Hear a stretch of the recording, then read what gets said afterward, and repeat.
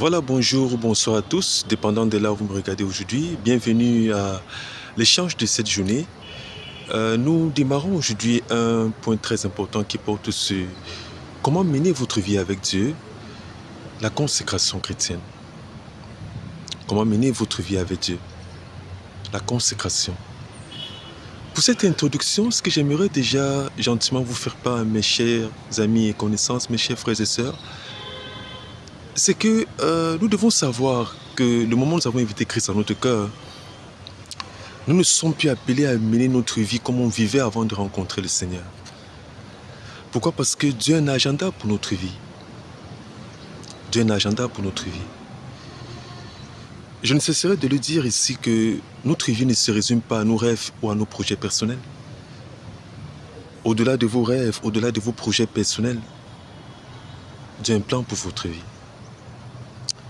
Il dit dans les Saintes Écritures que Christ est mort pour tous afin que ceux-là qui vivent ne vivent plus pour eux-mêmes, mais pour ceux-là qui étaient morts ressuscités pour eux. Nous sommes appelés à vivre pour Jésus-Christ, pour le Seigneur Jésus-Christ. Vivre pour le Seigneur Jésus-Christ veut dire vivre pour accomplir le but de Jésus-Christ pour nos vies, le dessein de Jésus-Christ pour notre vie. Quel est donc ce but? Quel est donc ce dessein? Vous le découvrez au fur et à mesure que vous marchez avec le Seigneur. La première des choses qu'il faudrait faire pour pouvoir vivre avec Dieu, mener cette vie de consécration avec Dieu, c'est d'être tout le temps en train d'étudier les Saintes Écritures. Pourquoi? Parce que avant de rencontrer le Seigneur, notre tête est remplie de plusieurs choses que nous avons déjà acquises dans le monde depuis notre naissance jusqu'à présent. Les informations que nous avons recueillies ou bien nous avons reçues dans notre vie jusqu'ici contrôlent notre vie. Tout être vivant fonctionne par l'information qu'il a reçue et qui contrôle sa vie. Tout le monde vit par ce qu'il croit. Qu'est-ce que vous croyez par exemple concernant votre santé, concernant vos finances, concernant la vie même en général, les relations, votre perception de la vie en général? La façon dont vous raisonnez, ça vient d'où? Vous avez acquis cela, personne n'est né avec ça. Nous sommes arrivés dans ce monde, on a été éduqués au travers de l'éducation formelle pour ceux qui ont l'opportunité d'aller à l'école ou à l'éducation informelle à la maison. La télévision, les réseaux sociaux, tout ça, c'est ça qui nous cultive. Et toutes ces informations contrôlent, n'est-ce pas, notre vie. Mais maintenant, le moment que vous êtes en Christ, le Seigneur dit que vous ne pouvez plus continuer à mener votre vie comme avant. Romains 12, verset 2, il dit que, n'est-ce pas, que ne vous conformez pas au siècle présent.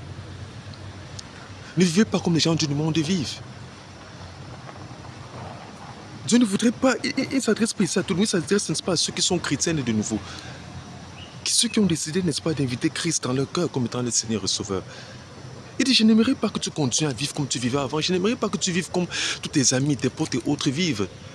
Tes copines vivent. Ne vous conformez pas au siècle présent, ne faites pas comme eux. Mais soyez transformés par le renouvellement de votre intelligence.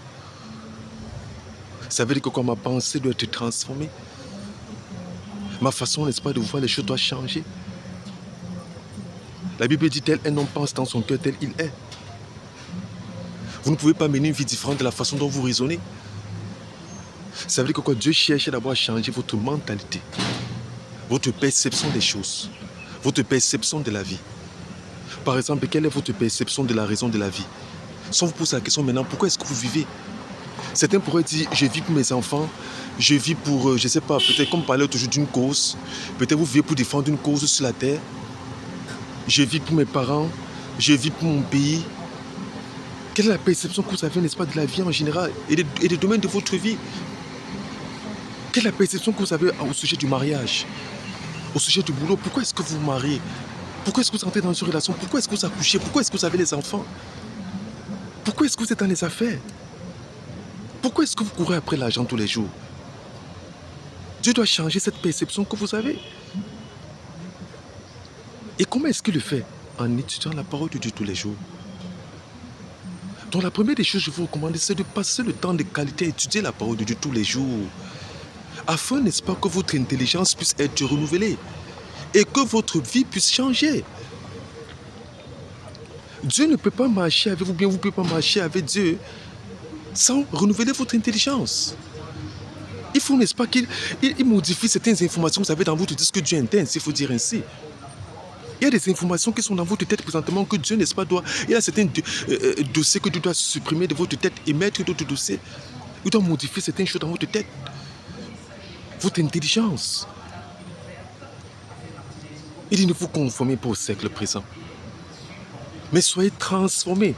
Pas la prière, non. Pas l'imposition des mains, non. En demandant à un frère, une soeur de prier pour vous, non. Pas le renouvellement de votre intelligence. Votre vie sera transformée par le renouvellement de votre intelligence.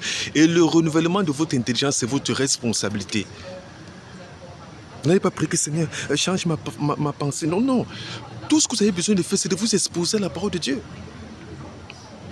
Donc la première des choses pour mener une vie avec Dieu, pour marcher avec Dieu, pour mener une vie consacrée au Seigneur, c'est d'être tout le temps tenté d'étudier la parole de Dieu. Quand il dit tout le temps, ce n'est pas pour dire que vous allez être forcément devant la Bible 24 sur 24. Je veux dire, organisez votre emploi de temps afin de donner un temps de qualité à l'étude de la parole de Dieu. Le plus important, c'est la constance. Au début, vous pouvez dire, bon, je dis n'importe quoi tous les matins, 5, 6 heures, voilà, mais 1 heure de dévotion chaque matin. Là où j'étudie la parole de Dieu, je prie. Pendant que vous le faites, c'est comme ça là que Dieu commence à vous donner des informations. Il commence à vous donner des informations. Votre pensée commence à être renouvelée. Votre pensée commence à être changée. Vous arrêtez de raisonner, n'est-ce pas, comme vous raisonniez avant de donner votre cœur à Christ.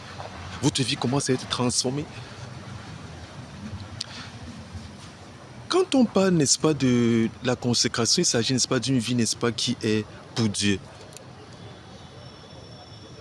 Il faudrait que vous compreniez que le chrétien n'est pas appelé à vivre sa vie comme il veut.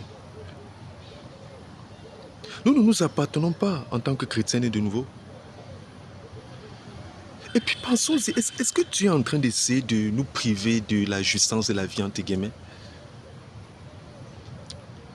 Quelle est cette vie à laquelle Dieu est en train de m'appeler, dans laquelle il demande que je sois consacré à lui? Que ma vie soit pour lui? Cela implique, n'est-ce pas, que je ne mets plus ma vie comme je veux. Juste parce que tout le monde se lève et court pour aller au Canada, je n'ai rien contre le Canada. Ou bien à l'étranger, je cours aussi, je m'y vais. Non. Dieu m'appelle maintenant à mener une vie où je ne prends aucune décision majeure dans ma vie sans lui. Pourquoi? Parce que je ne vis plus pour moi-même. Avant d'entrer en profondeur dans le message de la consécration, c'est l'introduction, n'est-ce pas, que vous devez comprendre que vous êtes appelés à vivre pour Christ et non pour vous. Vous êtes appelés à vivre pour Dieu et non pour vous. Vous êtes appelés à vivre pour accomplir le dessein de Dieu pour votre vie. Dieu a un dessein pour votre vie. Mon cher ami, ma chère amie, mon frère, ma soeur. Les personnes ne savent pas quoi non, quand je donne ma vie à Dieu, je ne vais plus faire ceci. Dieu va me priver de ceci. Dieu va enlever. Pensons-y. Est-ce que Dieu est en train de m'empêcher de jouir de ma vie? Donc Dieu ne sait pas ce qu'il est en train de faire? Ce Dieu, n'est-ce pas, qui est amour. Dieu n'est pas un Dieu d'amour, il est amour. L'amour, c'est lui. Celui-là qui dit que je connais les plans que j'ai formés pour toi. Les plans de paix et de bonheur, afin de te donner la vie de l'espérance. Donc c'est maintenant lui qui veut m'empêcher de jouir, entre guillemets. C'est maintenant lui qui veut m'empêcher, n'est-ce pas, d'être heureux? Pas du tout. Il dit dans sa parole qu'il y a un chemin qui semble être correct. Mais à la fin, c'est la destruction. Il dit, je suis celui-là qui t'instruit dans la voie que tu dois suivre. Et je t'instruis pour ton bien.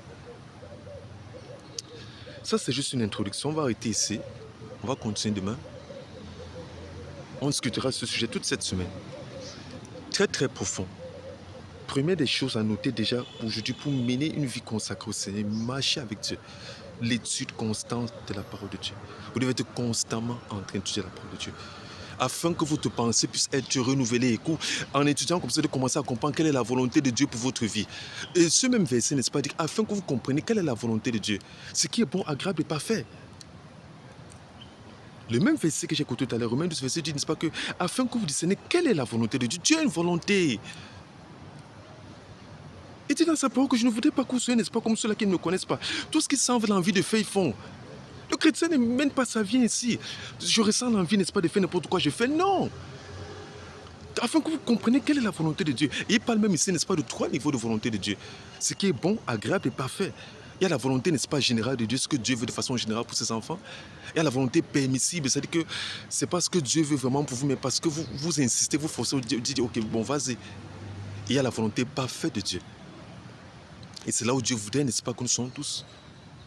Là, vous êtes au bon endroit, au bon moment, pour le bon but. Là où Dieu veut exactement que vous soyez.